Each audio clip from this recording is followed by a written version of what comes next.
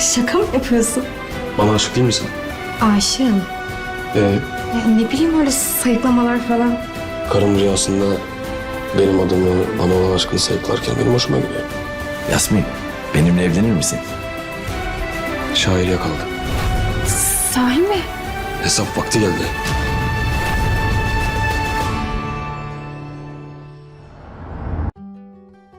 Здравствуйте, мои дорогие подписчики! Добро пожаловать на наш канал!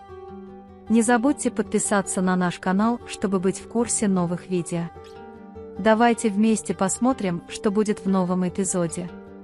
Думает ли Дилан, что в комнату вошел кто-то еще? Почему Джавахир не смог ничего сделать Мирану? Расскажет ли Хасан Джавахиру, что сказал Дилан? Как Берон найдет решение бреда Дилана? Что произойдет, когда Берон скажет Дилану, что постоянно говорит о себе? Примет ли Ясмин предложение руки и сердца Харуна? Был ли Джавахир причиной того, что поэта схватили?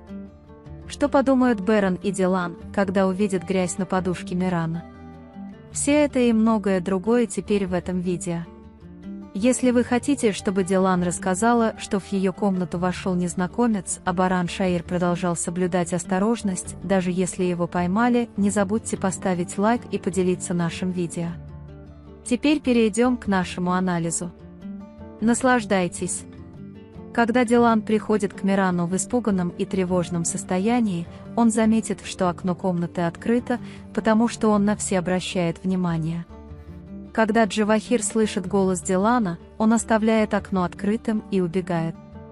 Но Дилан очень уверен в себе и осознает, что закрыл окно и ушел, потому что принял все возможные меры предосторожности.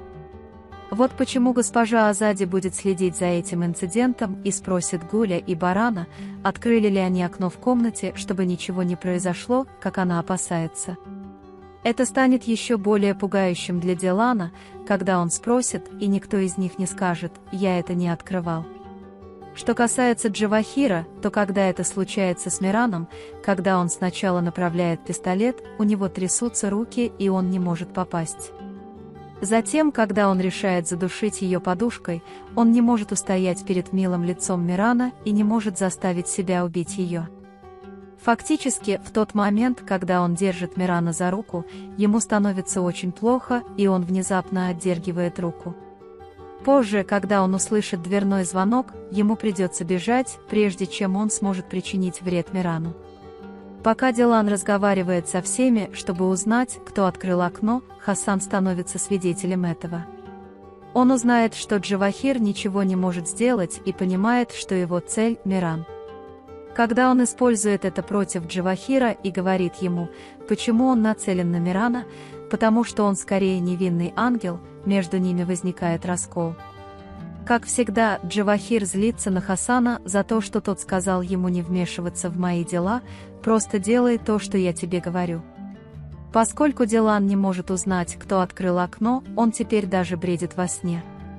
Баран Иссе одновременно смеется и грустит из-за этой ситуации. Чтобы Дилан забыл об этом, он шутит и смеется, говоря, что ты говоришь обо мне даже во сне. В то же время она проводит время, полное любви и похоти, и заставляет Барана Дилана рассказать ей, как он влюбился в нее. Дилан одновременно смущен и доволен тем, что сказал Берон. В результате этих разговоров они сближаются и становятся немного кокетливыми. Эти сцены, где происходят взаимные признания в любви, будут пахнуть любовью. Харун думает, что Ясмин – женщина всей его жизни, и благодаря этим недавним событиям он становится гораздо более уверенным в этой мысли. И он не хочет терять время, например, когда опаздывает на свидание и сразу предлагает жениться. Ясмин будет очень рада, когда увидит Харуна, стоящего перед ней на коленях и делающего предложение руки и сердца с помощью кольца. Он ответит «да» на это предложение, не теряя времени. После этого Харун обнимет Ясмин, и таким образом они испытают свою радость. Чтобы попасть в комнату, Джавахир рассказал Барану о местонахождении Шаира, иначе Баран не покинул бы особняк. В результате Баран вернулся в особняк, а Акиф поймал комиссара Шаира. Джавахир сильно пострадал от этой ситуации, потому что он не мог причинить вред Мирану и отдал свою жизнь Шаиру, своей правой руке. Но он оставил после себя след. Хотя это может быть не сразу замечено, но когда Дилан поднимет подушку Миаран и положит ее, они с Бараном поймут, что это грязь.